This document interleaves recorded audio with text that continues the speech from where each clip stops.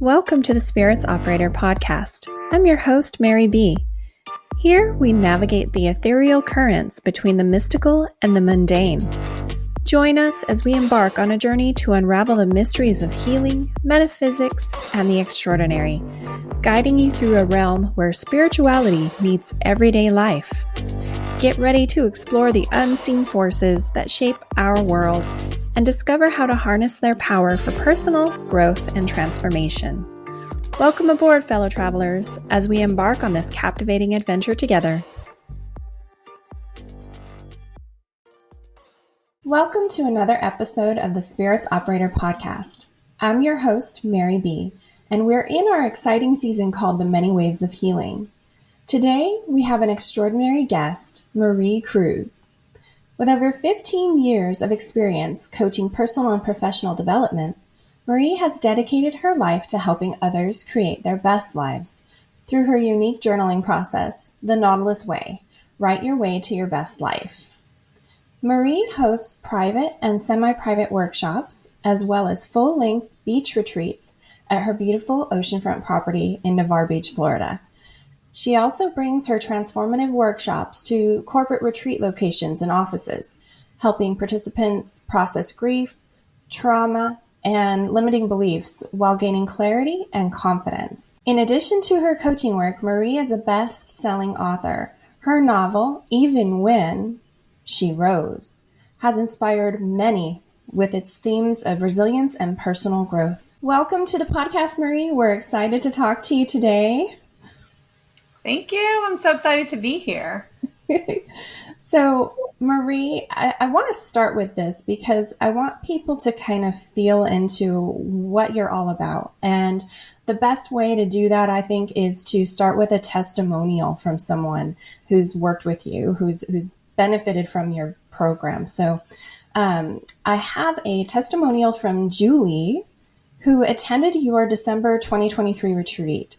And this is her words. So she says, 2 days after the retreat, I was asked by a coworker how it went.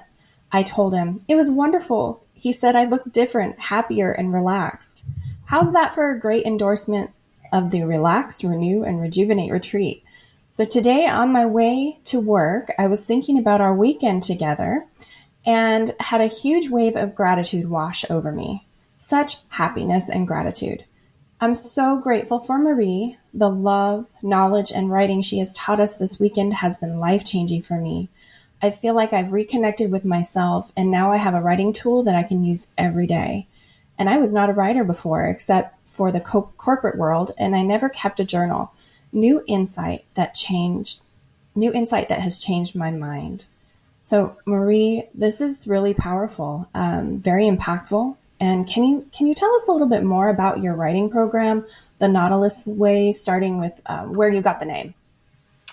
Well, so here's the thing. I have always felt very connected with myself, with God, the universe at the beach. So I think it was just a natural progression when I was creating my writing program to pick something that reflected, and it happened to be, I saw the chambered nautilus shell and read up on it, and it was perfect. It drew my attention visually first, but then when I read about what it represented, so it's all about, if you look inside of the chambered nautilus, it's got what's called the Fibonacci pattern. And that's kind of fun to go look up if you're interested. But one of the things that the chambered nautilus represents is the spiral of growth and expansion and renewal. And, it's really all about returning to the truth, and that our truth, that our healing and returning to our truth is not linear. Yeah. So it was something, it just stuck out, and, here we are. Oh, I love that. It's all throughout nature and that pattern. And that just tells you that your natural way is that, that pattern. Absolutely.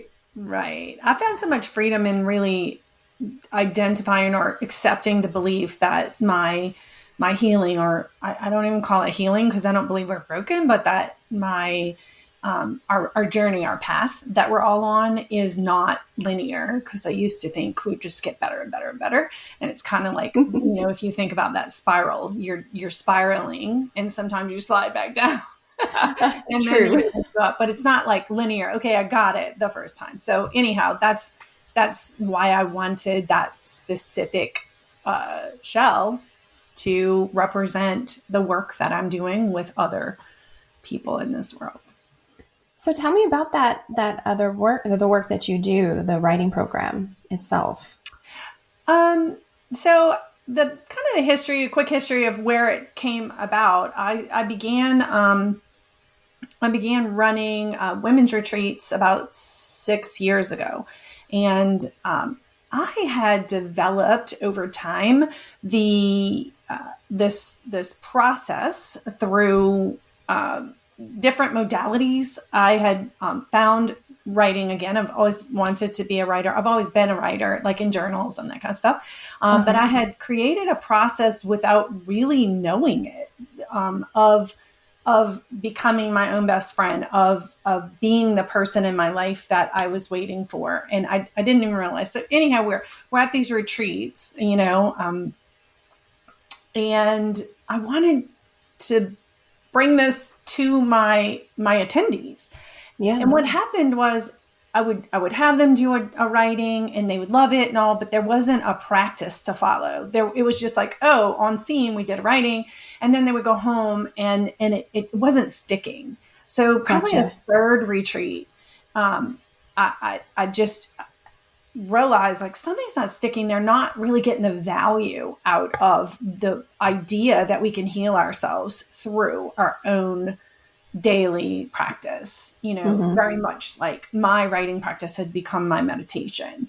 I'm kind of one of those people, it's hard to quiet my mind. Not that I don't think meditation's like the best, but anyhow. No, I So find that a lot of people struggle with that. Absolutely. right, because your mind's racing and all. Well, when you're engaging your another sensory, right? So you're engaging your hands and your mind to put words on paper. It's almost like it kept my mind busy enough that I wasn't all over when I'm writing. I'm not thinking about paying the electricity bill and did I make that appointment?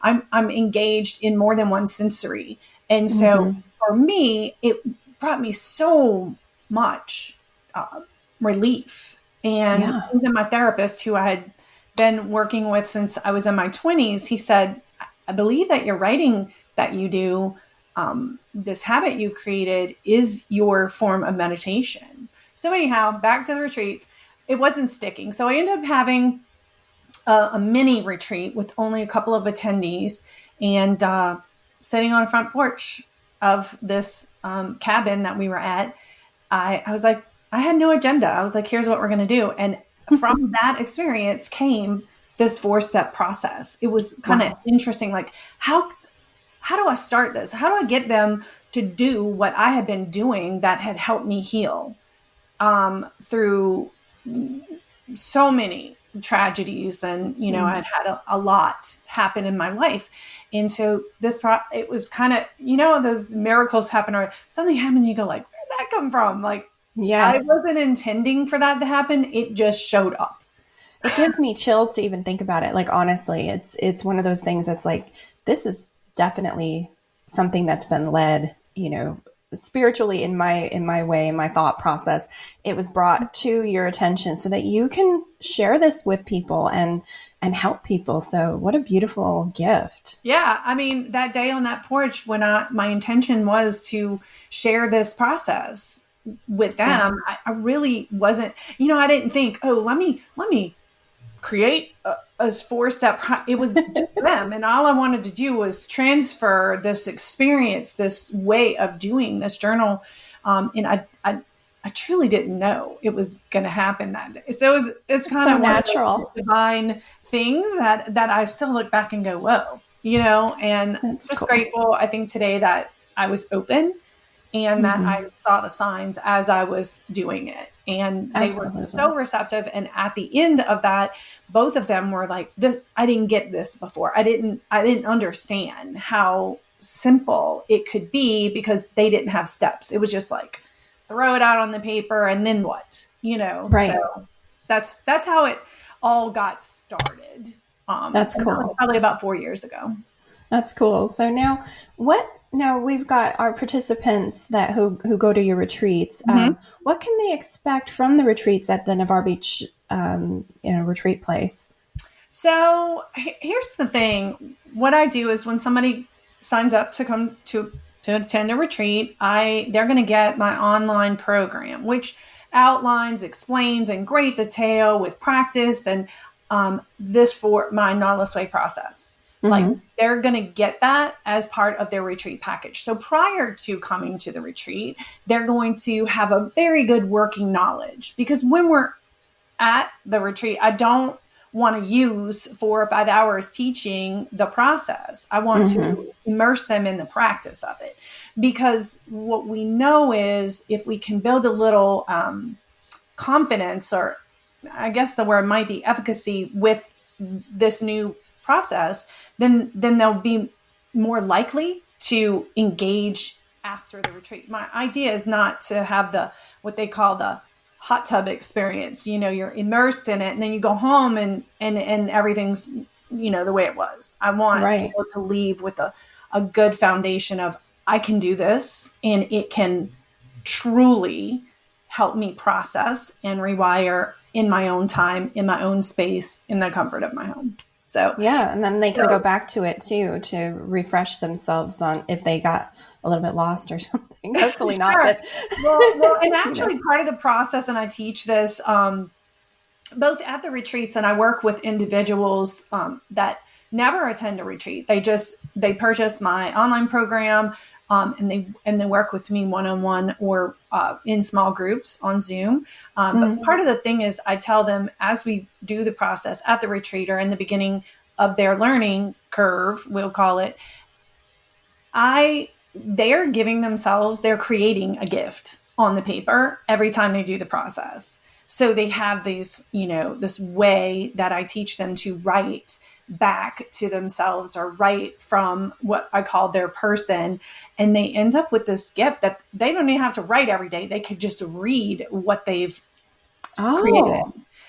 Right. And the thing I liken it to is back, when my husband and I were dating and all, he'd give me all these, a card for my birthday or Valentine, whatever, Yeah. and our anniversary, whatever. And at some point, I could pull the card out and reread how he felt. And so without him having to give me a new one. And that's a whole, swirl. Right. But Well, the no, idea is the it same. applies.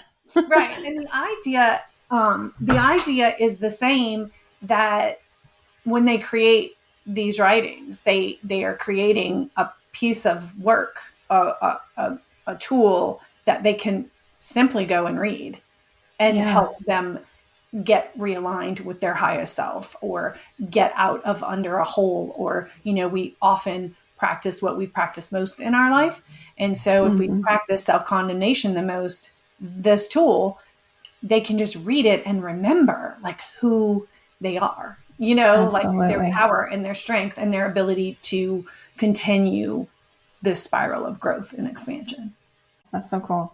Now, I know that you do the retreats. You also bring your work to workshops and corporate settings. How do these environments benefit from your coaching, and what specific outcomes have you observed through that? So, um, So I just did one in April, and it was a small retreat. It was a business like co-op, or it's I forget the name of what they called themselves, but I went on scene. They had a lake house, and there were 4 participants, and they did not have a workshop. Is a little different. They're not getting access to the online program. I have some other activities, and the purpose of a workshop would be just a little taste of how this could impact them. So I have different activities. Some we do at the retreats, but my idea is a lot of people's block is that I'm not a good writer. Like I Hmm. wrote a novel, but not everybody's a writer like that by talent or whatever. And I always say, like, you don't have to be a writer. You just have to know how to write and be willing to write. and be willing to follow the steps. So Yeah. what happens is it would be like anything new. Our brain goes, oh, I'm not good at that. I'm not good at that. That journaling couldn't possibly help me because I'm not good at writing. And what the design of the workshop is twofold. It's to give them a sense of ease about starting. Just like if you just start, you realize, oh, this is what happens mostly is people go, oh, that was much easier than I thought. I was so worried about what this was going to be like. And then the second thing is for people to get a taste of the work I do. So when they do a writing, I teach the process, they do a writing, and then they read it. And that's usually really scary for people. But when you bring people together and everyone has agreed to do the process and to become vulnerable with one another, and it doesn't mean you're in a pile of tears. You're just sharing your innermost, thoughts or fears or whatever. What happens is I want them at the workshop to get a taste of this.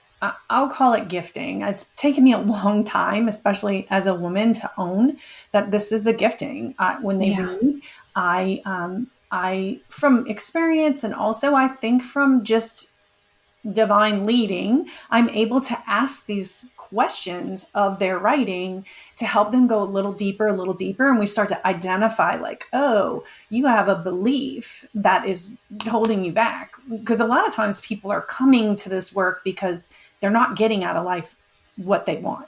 Mm-hmm. you know and so the idea of the workshop would be for people to engage in the writing process in a very safe environment and get a taste of what I do and the interaction and the feedback. And just, I always say, you're not going to go to a workshop or a retreat and be healed. You're going to move the needle.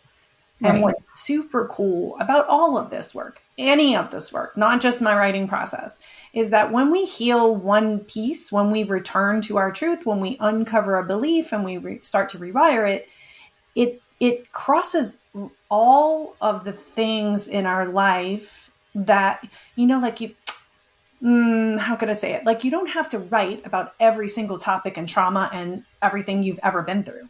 Because Mm-hmm. this belief in yourself or not in yourself is going to impact anywhere else in your life that belief is showing up and stopping you. Does that make That sense? pattern. Yeah, that pattern that people get themselves in. Mm-hmm. So often I think people think, oh, I have to go all the way back and I have to uncover every single thing that ever happened to me that's impacted my life. And I say, that's not true. It's the big tickets, it's the big things that show up. A lot of people have already done a lot of the work. And now Mm-hmm. they're just looking like, okay, right now in my marriage or in my parenting or in my, you know, coming to terms and acceptance with grief of loss, or, right now something has got me kind of in a hold, and I don't know what it is. Like, and it may not be a childhood issue. Right. It may be just like, for instance, this last workshop, there was a man there who he read, and as he's reading, I can pick up like there were 5 different things that indicated to me that he was really struggling with a scarcity mentality. And I said, one of my questions to him was, have you read anything about scarcity mentality? And he was wealthy. It wasn't that he didn't have money. It was that his mentality was scarce. And when we are in scarcity, obviously, we don't find the abundance that we're looking for, whether that's emotional abundance or financial abundance or whatever. Right. So I could kind of go on a squirrel. So just keep bringing me back, and I'm obviously pretty passionate about all of it. Yeah, no, it's great. I mean, you're helping a lot of people, and when it comes to like the corporate setting, because I want to circle back to that, you've connected with these people that are in the corporate setting. How does that then apply to their corporate job lineup? Like, how does that work with that? Wow, right.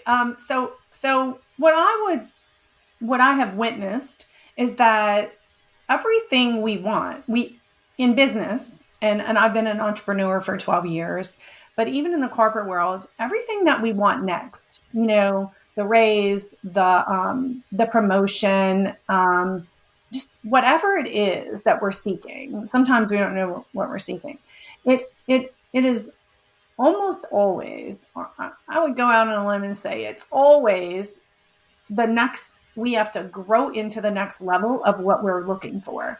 And so a lot of times I think, especially in the corporate and business world, and we get fixated on skills, very left brain things, right? Skills, um, whatever those very concrete things are, Mm-hmm. when it is my belief and experience that what's generally holding people back is their limiting beliefs. Whether they Yes. believe that they're not going to get promoted because of, could be a number of reasons, Mm-hmm. whether they believe that they're not as capable of someone else, whether they believe, I don't know, the boss or the person making the decisions doesn't like them, whatever,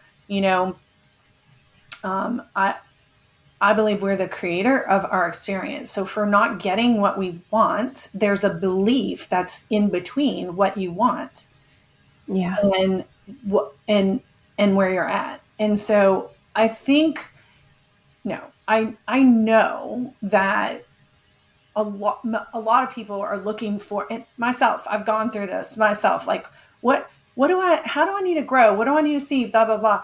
And the truth is it's what's holding me back is some belief that is then trickling down, because our Right. thoughts and beliefs create our emotions create the behaviors, and then the behaviors create the outcomes. So if the outcome isn't happening, Jack Canfield, has E plus R equals O, and that's events plus reaction equals outcome. And so when we look at like what's our outcome right now,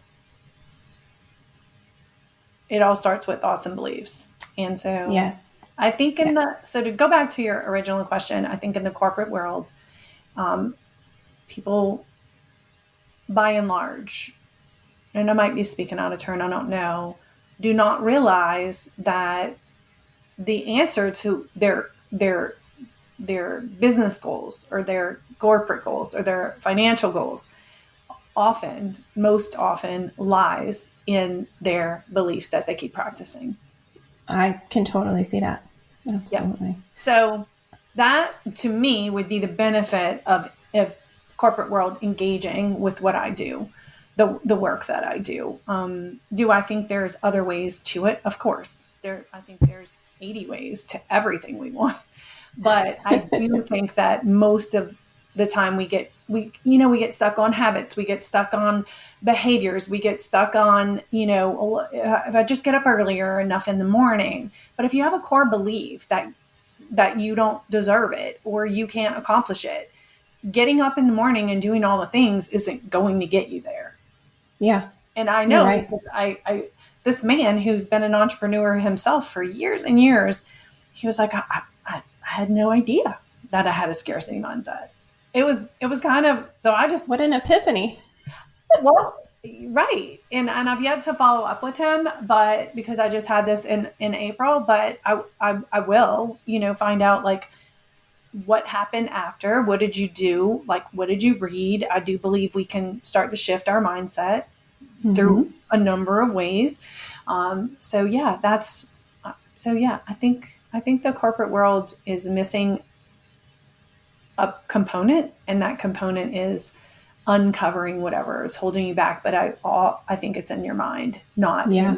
mostly not in just ability. It's in mindset. I'd have to agree with that. Mm-hmm. Now, let's talk about mindset. So, drawing from your own personal challenges, how did those experiences, how they shape the way that you've guided and support others in their own journeys? Um, wow. I know, So right? that's hard because I could go all the way back to when I was 6 and my parents got divorced, which I won't. I wrote a novel, and it's a fiction novel about my life. So if anyone's interested in the path that I've taken, you can read that. But I would say most recently, the reason that I really engaged in the writing process even more was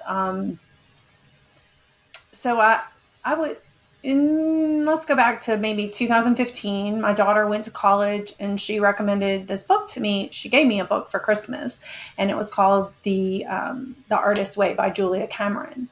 And in that book, which I highly recommend, she takes you through something called the morning pages, and this is just a daily sit down to just get everything out of your mind so that you can start your day without all the junk, you know. Mm-hmm. So I started there, and that's what became my journaling practice. But if we go all the way back to when I was in my 20s, I was married to an addict, and it set me on a path of healing and growth. And I Yeah. learned a lot of tools and a lot of personal development. Just let's just call them tools. And so what happened arbitrarily, or I guess by accident, was as I'm doing these daily pages every morning, 3 pages, I start to really incorporate some of these tools. And so anyhow, I began this process and I practiced it and practiced it and practiced it. And again, there was no steps because Right. I'm just doing what I do and what's coming fairly naturally to me. So at some point in that process, I began to, she gives you so many exercises and all. It was super cool what I uncovered. But so now we're in 2000. I think I started the journaling in 2014 because now we're in 2016 and I lose my mother tragically, Mm. unexpectedly. She was 64 and I was 42 at the time. And my journaling that I had been practicing was my saving grace through all of it. For the first time, Yeah. I've always really struggled with anxiety, but never with depression, and I could feel that pull, because when you lose someone extremely unexpectedly, like I did, um, and tragically too, there was some PTSD, and I won't get into that, but it really rocks your world of the impermanence of this life. For Yeah. me, that's what it did. And so, my mother and I were fine together, but we weren't besties. It wasn't like we talked every day, but it was still like someone I loved immensely was just gone one Yeah. day. And so my writing became my daily just salve. Like I wrote and I wrote everything I felt, and I wrote letters to her and I wrote letters from her. And I allowed my writing to really move me through this unbelievable grief. And Wow. that was kind of when I started to discover, like, wow, there's something to this that's profound and huge, Yeah. this writing process or practice. So, and at this point, it become a habit. Like I get up, Yeah. I drink my water, I make my coffee, and I go sit down to do my 3 pages, like, for a few years at this point. And then in late 2017, I lost my 22-year-old son. He Oh, decided to leave this earth, and I didn't write for a while. Like, I think I was terrified to write because, you know, my nightmare was upon me, and I didn't want to engage in those deeper, horrid feelings, yeah. and I was really scared to just go in there. Like if I go in, I'm not going to come out. Like fear, Yeah. huge fear of allowing whatever was here. And I was, years and years and years of therapy. I knew mindset stuff. I knew how to take care of myself, but I didn't write for a while. Probably I'm going to say 3 weeks to a month, which was a part of me that was also missing, this writing practice that I had developed. And Yes. so, but when I finally did get back to my writing, um, and to be honest, I don't remember a lot of that whole time frame, probably those That two makes sense. years. Um, but when I did get back to writing, what was super cool was that it was the safest space that I had. It was my own space, and I could Yeah. say all the things, good, bad, and ugly, the Yes. things that mothers who lose children don't tell other people, the things you're ashamed of, the things you're embarrassed about, which I didn't even realize how embarrassed I was, which is a different podcast altogether. But Yeah. what happened was I found myself, there was a quote I heard years and years ago, that you will find yourselves on the pages of a journal. And I don't know who quoted that, and maybe I made it up, but I don't know. I'm pretty sure I didn't, but I've Googled it and not found it. But what I did was I reconnected with my inner knowing and strength. And then I Yes. was able to actually connect with my son on the paper, which was kind of bizarre, Oh, tell us a little bit about that. That's interesting. Yeah, I I'm gonna say, and this is gonna sound a little woo woo, but I'm gonna say I know I channeled a letter from him, and I maintain I was hearing from him anyway, and I'm not that girl. Like I'm not the girl who would have been like, oh, no communication with outside of the earthly realm. But when you Yeah. lose a child, you get pretty desperate, and I thought it was crazy at first. But so I was hearing from him, whichever way we could explain that. Again, another podcast. Mm-hmm. But on the paper, I was able one day to let it flow. And I believe I channeled a letter from him. Sorry, my chair keeps slipping down. So I channeled this, I got this letter from him. And it was I have no doubt you did. it was shocking. And I think people, myself included, before these experiences would have been like, that's some bullshit, like, this woman's just desperate. But I'm going to tell you what I Mm, got. I wouldn't have wrote. It wasn't yeah. what I wanted to hear. Like, if I would have choreographed a letter from my child, it would have said very different things. Right. So that experience alone was like pretty okay. If I am here and I, in this darkest hour, darkest night of my soul, right, and Yeah. if I am able to use journal writing to save myself, to hear from a loved one, to um, just help me make it through, then what could this do for, like, regular stuff, Yeah. you No kidding. know? And so, and then that was in late 2017. And I believe, no, I know that next, that small retreat that I had where the writing process came out was in like Mm-hmm. 2020. So I kept using my process and trying to teach it at the retreats until I put some structure to it.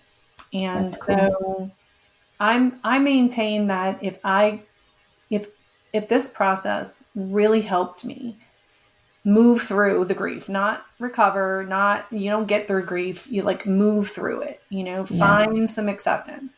If it helped me in that, you know, darkest place, then who couldn't it serve? Like, Absolutely. And I'm really glad that you followed your heart on this, because that's your heart is huge, and so you're sharing your vulnerability with others, especially, saying this out loud, talking to people about it, sharing. But they, whatever they're going through, they can empathize, they can connect with that, and see where their life needs that too. And so I'm really glad that you've honored this process and have been able to share it with others. I got to tell you, it was really tough because I'm pretty vanilla. I'm pretty, I used to be fundamentalist. I used to believe that any sort of spiritual connection was not good, or it was Yeah. just like a set of beliefs that I had. And but I say this all the time. when it's your child and they are no longer here, Yeah. my whole world just expanded because I was very desperate for connection. And I don't want to make it all about that, but even in my retreats, I always say, like, look, y'all, if I can do this work and I can find my way to peace and joy through this, you know, loss or change and, him not being here, then give me what you got, because Yep.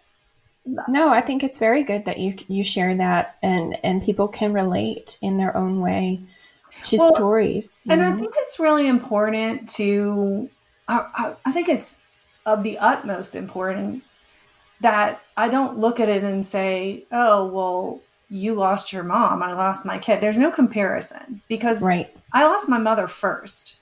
Yeah. And had I not lost my child, that in and of itself was life altering. Yes.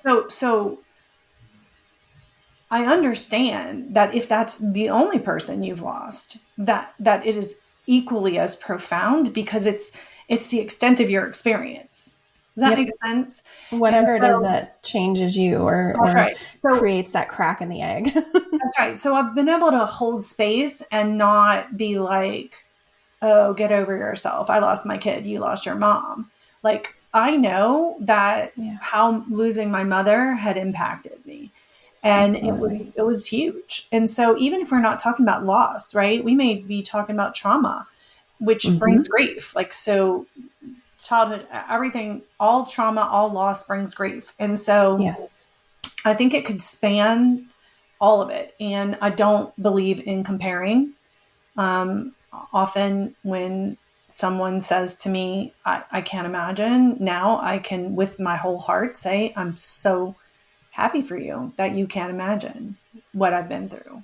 But you've lost a spouse, or you've lost a parent, or you've lost a cousin, or you've lost, I have friends whose boyfriends committed suicide in their 20s. I mean, these are all significant, our human brains aren't really prepared to process death. Right. They're just not. Not in this current society as well. For So I sure. mean, bringing in that healing that you're doing Sure. is helping on a whole. Even loss of a relationship is grief as well, like 100%. divorce and things like that. So, whatever it is you're going through, I can see how this would benefit a person. The thing that I believe the work I do gives people the most is just hope. Hope that they can move forward in their business, hope that they can move forward in their grief, their loss, Mm-hmm. hope that they can find peace and joy again. Like, hope, because a lot of times our society is like, oh, you went through that, you're effed forever. Like, Right. and they do We're say gonna you're leave you never going to alone be now. okay. And I'm like, I disagree. I am okay. Yeah. I'm never going to be the same. You cannot have profound loss and remain the same. Right. Well, you can. If you stay stuck in it and you never move forward, you will stay stuck and you will remain the same. But now you're not really the same, right? Because now you're the Right. person who lost someone who's denying it or not moving through it, and that in and of itself makes you different. And so Absolutely, it does. I don't think there's anything insurmountable in the process of, healing. Right. So, Oh, that's a good way to look at it. yeah. Now, I want to circle into you talked about the book that you wrote, the novel. Mm-hmm. So tell us about your best-selling novel, Even When, and then we have dot dot dot. She Rose. So let's see. Okay. So for years, I had wanted to write a novel back all the way. And even in the intro of my book, I talk a little bit, I'm pretty sure it's in the intro, or the letter to the author. I talk a little bit about when I was a teenager, I began to write a fiction novel about my life. I don't know why. And it wasn't until 35 years later that I was really called again to bring it to fruition. But when my mother was still alive, there's some hard truths in the book that I didn't want to hurt her. Like, I needed to speak the truth, and I knew that the truth could hurt her. And I Yeah. didn't want to, because she was a truly loving human being. and that's a whole her story, which a lot of it is also in the novel. So anyway, I kept ruminating, like, I'm going to write this book, but she was alive and I didn't want to hurt her. So when she passed, in early 2016, I was like, I'm going to write this book. And then the grief and some touch of depression started to take over, and it took me a long time, like at least a year to 15 months to really feel like myself again. And so writing a book wasn't even on the table. Like, I was just Right. like, whatever. And then it was only 20 months after I lost my mom that my son left us. And I knew I had really understood after I lost my mom, like, I'm a creator and I need to be creative. So I created this little company called Crafts and Cocktails, and I would teach people how to make door hangers for their door. And I had a sewing class because I'm a seamstress. And so I was doing all these things. Like, I have to be building something. I have to be creating something, because that's what brings me up out of, grief and Yes. sadness and depression. It's not avoidance. It's creating serotonin, all those things. And so I'd done that. So after my son passed, it was something in me. And, I had inherited a little bit of money from my mom. And I decided it was a good use. So I hired a book coach. And now I couldn't really hurt my mom, and decided my story needed to be told. I didn't know that if I would ever publish. I just knew that it was in me, and I needed it to come out. So I hired a book coach, and it took me almost 4 years. We also had some subsequent huge losses in our life after my son, like back to back. And so it was just like me getting hit back down. But I started the process, and in August of 2022, I published my novel. Wow, So, that's inspiring. I love it. No matter how long it took you, I think this is inspiring for people to realize, if they have a book on their heart that needs to come out, a right, story they want to tell in whatever form they right. do it, It's not get, something that I'm going to move into, but like I'm not going to focus on it. But I have a client right now that I am helping her write her story. We don't know if it's going to be a novel or not, but helping her write it. And as we're writing it, because it's her story and her pain and her grief, I'm also using my writing process to help her move through and rewire the beliefs that are keeping her stuck. So wow. that's an interesting client contract that I have going on right now that I wasn't looking for. It just kind of showed up on my desk, and I was like, I can do this, Yes. and we'll see how it goes. I don't know, That sounds interesting. I think, it's for her, I'm sure it's going to be very helpful. No matter what comes out of that, it's going to be right. very helpful. And it's cool that you're able to help her walk along that journey. And she just showed up at my retreat in March last year, and it was so profound for her. She's like, I need you with me, because going back and writing this I know it's going to trigger me. I know, blah, blah, blah. And I want to process it. And also because I had written a book. I would say that if I had known how hard it was going to be going in, I probably wouldn't have done it, but it was my higher self calling me for healing. I'd Yeah. never really gone back and looked at the 17 years I was with my first husband, and like looked at it. And what I got from writing that novel was validation for Yeah. what I had done, because as moms, I think most moms feel like they just screwed it up all up one side down the other. And what I got from it was, I think the universe was calling me to it because I was ready for it. I was ready for the healing, and I was ready to tell my story. And I got a lot of validation out of seeing what I had actually come through, which was Yeah. insane. Yeah. Like an observer in a way, right? Very much so. I was also some lots of grief. Like, it was very sad, it was very hard, but then a lot of it was really great because I was writing scenes with my son, and, so brutal and beautiful at the same time. Yes. Yes. So I'm a fan of people who really feel like they're being called to tell their story, to just go make it happen, because I think the healing within the process is unparalleled to any other healing that we can do for ourselves. Yeah. Yeah. To tell our story and allow the validation to come through it. No, that's great. Well, I'm really excited about this process for many people. I can feel it's coming. There's going to be many more people that are touched by your gifts that you're helping them uncover, and the gift to themselves. So now, Marie, can you please tell our listeners about any upcoming retreats or workshops that you're hosting, and how they can find these details and sign up for all these opportunities? Yeah, so we have a retreat. I have a few spots left, July 17th through the 21st. And sometimes people can't get off for the whole thing, but they can come in instead of the Wednesday night. They can come in on Thursday. So we're setting it up to where they, you can either come the 4 nights or 3 nights. Mm-hmm. All of my information can be found on my website, which is, we are in the process of revamping, and so it's Marie Cruz, just my first and last name.com, and there is a retreats tab at the top, or button, or whatever we're calling it, and so that information, you can sign up for the retreat on there. And then the workshops and my one-on-one packages are being developed right now.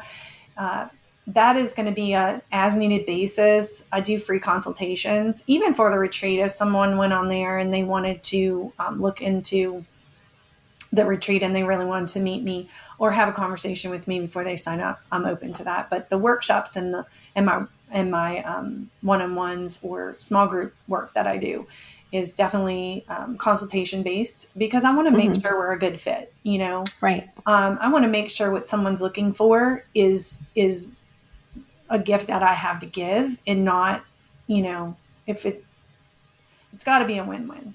It's Yes. got to be a Yes. win-win. And sometimes, if somebody came to me from the corporate world and all they really wanted to know is, well, Marie, how did you build a 6-figure business with no college education? Like, we're going to have to go through the writing process, or some form of collaborative process, because that's how I did that. It Yes. wasn't from reading the left brain stuff and putting habits in place. The habit became uncover the beliefs, rewire them, step into your greatness, step into your ability to create anything you want in this life. And that comes through mindset work, not through, although I think those other books push you in that direction, but it Mm-hmm. doesn't. Yeah. So Well, yeah, thank so they you. can find me on my website. Also, I'm on Facebook. If you just search me, my profile is public. I have, albums. My maiden name is Yuri, Eure. So if you type in Marie, Eure, Cruz, Crews on Facebook, I have a lot of albums that show more pictures of the retreat, the house we built, our beach house that we built, that kind of thing. And then also on there, the links to my book, which isn't on my website yet. And I do like to tell people, if you really want a book and you want a signed copy, if you just send me a message, Yeah. I can mail one out. You can get it on Amazon, but I have a bunch. So Well, thank you so much, Marie. And I think that this is going to open up some opportunities for people in themselves. So thank you for sharing your journey with your writing process, and how that's changed your life. And really excited for what's coming next for you.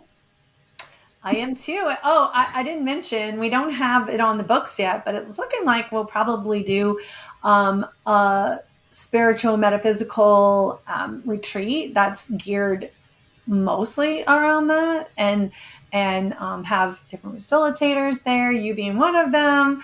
I'm looking at late October to actually just maybe change things up a little and do Yeah. something like that. So the perfect person for something like for that retreat is going to be someone who is pretty interested in expansion and what are these other things that I haven't dabbled in that I don't know about yet that could connect me to a loved one through mediumship or through using the writing process for that. So we'll have some Mm-hmm. piece for that to actually move people toward that.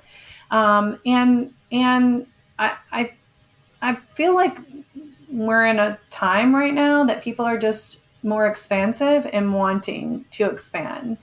Mm-hmm. Um, so I have to agree. that I didn't mention, and again, and I don't have any workshops on the books, but those will be posted as soon as we put them, and where they're going to be, and that kind of stuff. And I'm also open to holding a virtual workshop for anyone who's interested.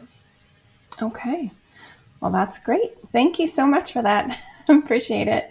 And thank you, listeners, for tuning in today. And you can follow Marie on Facebook and through her website. And appreciate you. And until next time, see you later. Thank you so much for having me.